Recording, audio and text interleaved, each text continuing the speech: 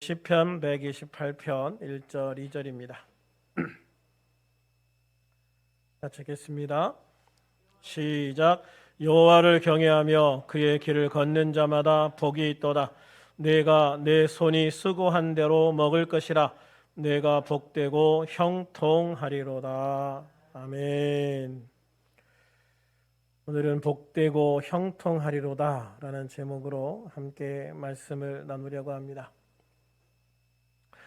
오늘 말씀을 나눌 시편 128편은 계속되는 성전 순례시 가운데 19번째 시입니다. 이 시는 여호와를 경외하는 자의 복을 노래하고 있는 시입니다.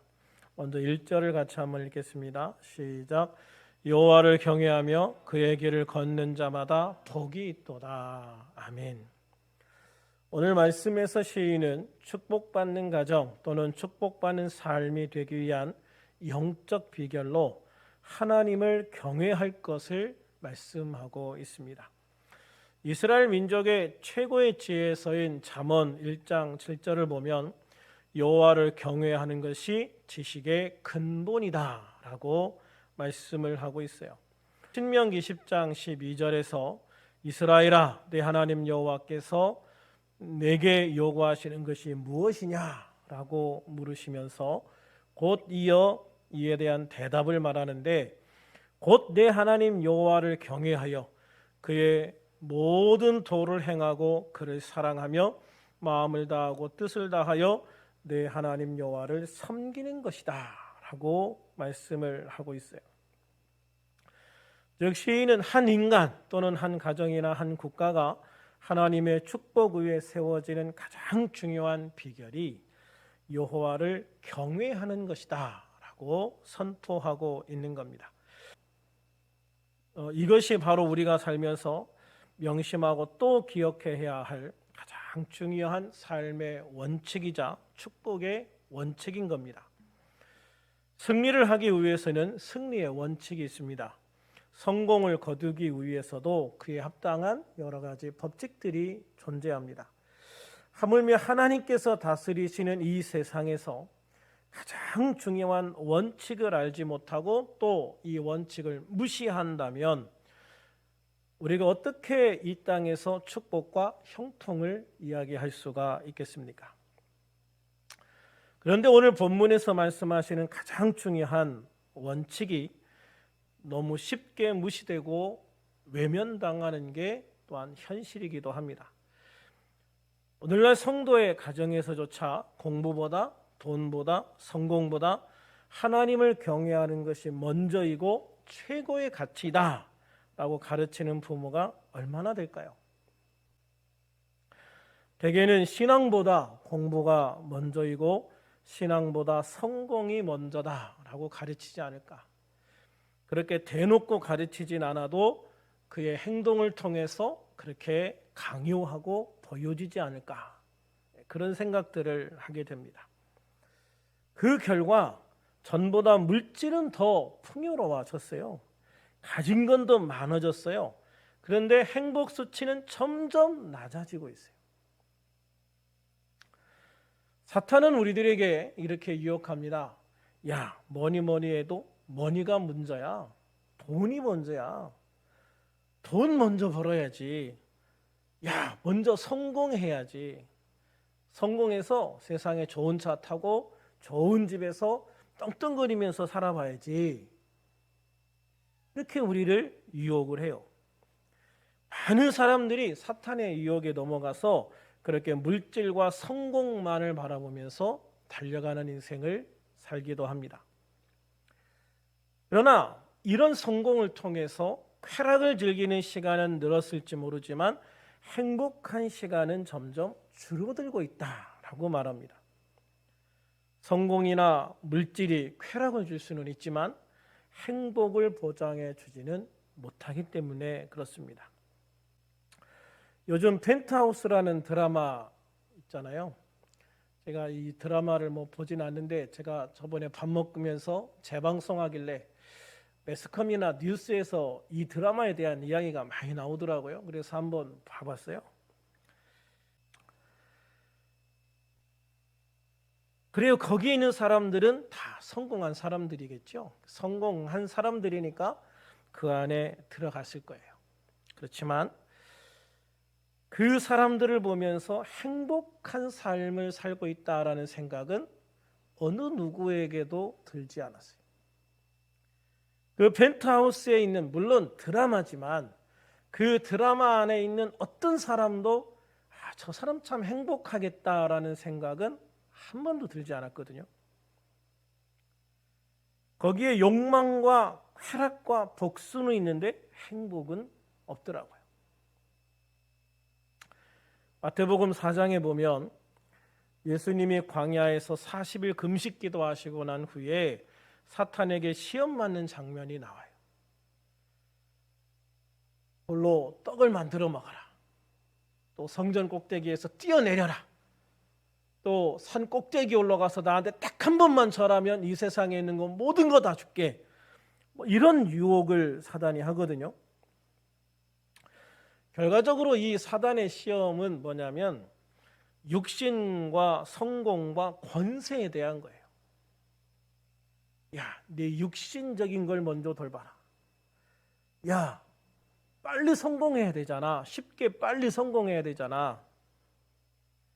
야, 세상에 이 권세 한번 가져봐. 이 세상에 이 권세를 가지면 얼마나 정말 그 권세를 부리면서 폼나게 살 수 있겠어. 네가 하고 싶은 일 다 할 수 있어. 이런 메시지를 사탄이 계속 주거든요.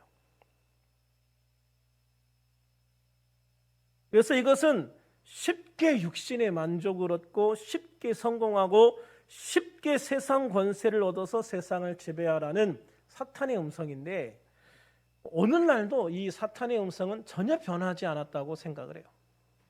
그래서 많은 사람들에게 야, 육신이 먼저야. 육신이 먼저야. 그래서 많은 사람들이 육신적인 건강을 위해서는 별걸 다 하잖아요. 또 쉽게 성공하기 위해서 많은 것들을 노력을 하지요. 세상 권세를 얻기 위해서 얼마나 노력을 합니까? 지금 이 시대 사람들이 다 갈망하고 있는 것들이에요. 한국 사람들, 특히 세계적으로 뛰어난 이 머리를 가지고 있는 것으로 유명해요.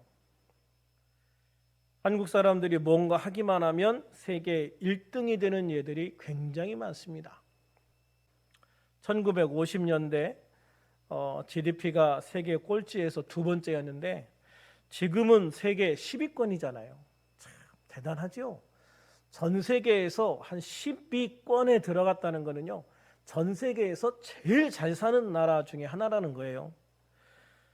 그러면 우리나라 사람들의 행복 지수는 경제가 성장한 만큼 계속 사실 높아져야 되거든요. 돈 많이 벌어서 많은 걸 가져서 행복해진다면 계속 행복 지수가 높아져야 되잖아요.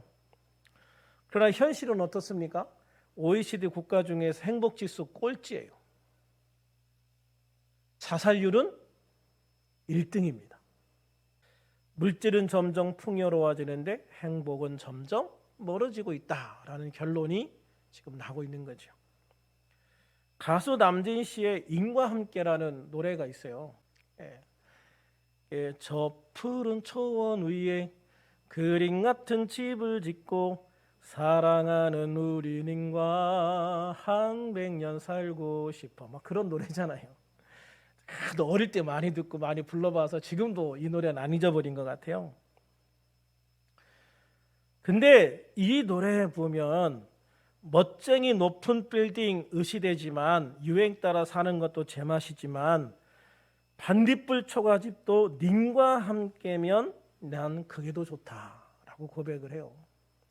그러니까 돈이나 세상적인 뭐가 나를 행복해 주기에는 안 된다. 이게 그 옛날에도 이런 고백을 했더라고요.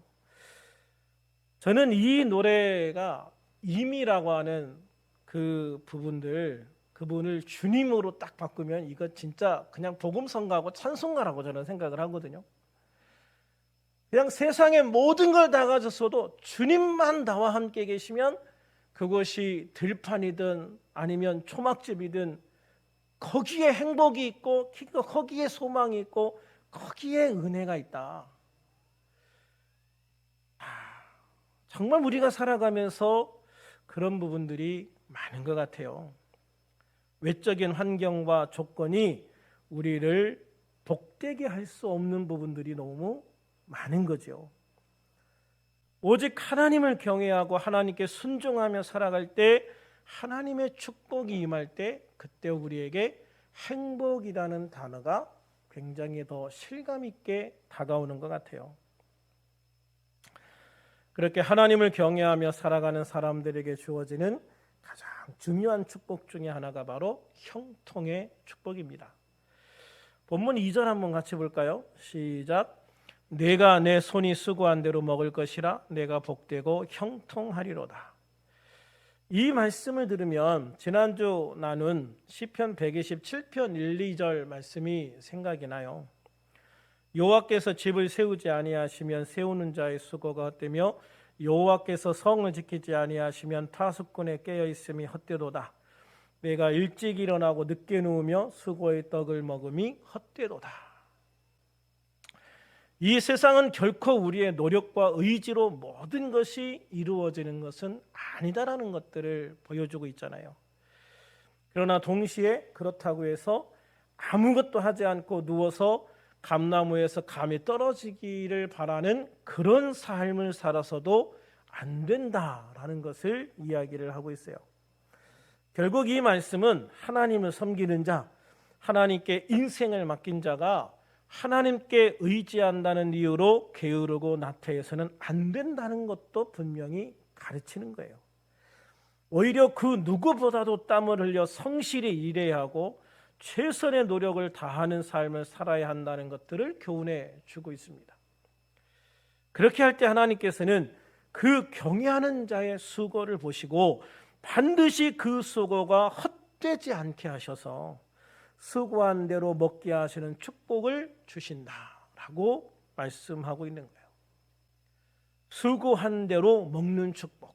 성경은 이것을 형통이다라고 이야기를 하는 거예요. 많은 사람들이 형통에 대해서 오해를 할 때 가만히 있어도 뭐 그냥 다 이렇게 그냥 하나님이 해결해 주시고 잘 되는 것을 형통이라고 생각하는 경우들이 많아요. 그런데 형통은 내가 열심히 일할 때 내가 일하는 대로 그 대가가 주어지는 것이 형통이다. 그게 형통이라는 거예요. 사실 우리들이 손이 수고한 대로 먹는 축복, 다시 말하면 내가 일한 것에 대해서 충분히 보상을 받고 있다고 생각하고 그것에 만족할 수 있는 삶을 살 수 있다면 사실 그것 자체가 행복이겠죠. 잠언 28장 10절에 보면 정직한 자를 악한 길로 유인하는 자는 스스로 자기 함정에 빠져도 성실한 자는 복을 받느니라 라고 했어요. 성실한 자가 하나님께 복을 받아요. 할렐루야. 전도서 5장 18, 19절에도 보면 사람이 하나님께서 그에게 주신 바 그 일평생에 먹고 마시며 해 아래서 하는 모든 수고 중에서 낙을 보는 것이 선하고 아름다움을 내가 보았다. 그러니까 열심히 일하고 수고한 것을 누리고 그 열심히 일하고 수고한 것을 가지고 인생의 낙을 보는 것이 그게 선하고 아름답다.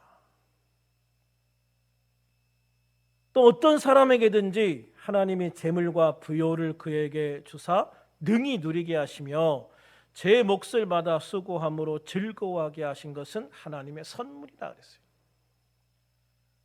그러니까 제 몫을 받아 수고함으로 즐거워하게 하는 것. 다시 말하면 내가 열심히 일한 대가로 내 삶을 충분히 누리게 하시는 것, 그게 하나님의 선물이다 라고 말씀하고 있는 거죠. 내가 성실히 일할 때 그 성실히 일하는 사람의 그 손길을 축복해 주시는데 어떤 사람이 성실하게 일할 때 그 손에서 일하는 것을 축복하시냐면 하나님을 경외하는 사람이, 하나님을 경외하는 사람이 하나님을 의지하면서 기도하면서 믿음으로 살면서 자신 앞에 주어진 일들을 성실하게 열심히 일을 할 때 그가 일하는 것에 하나님의 축복을 주신다는 거잖아요. 그러면 그게 바로 형통의 축복이다.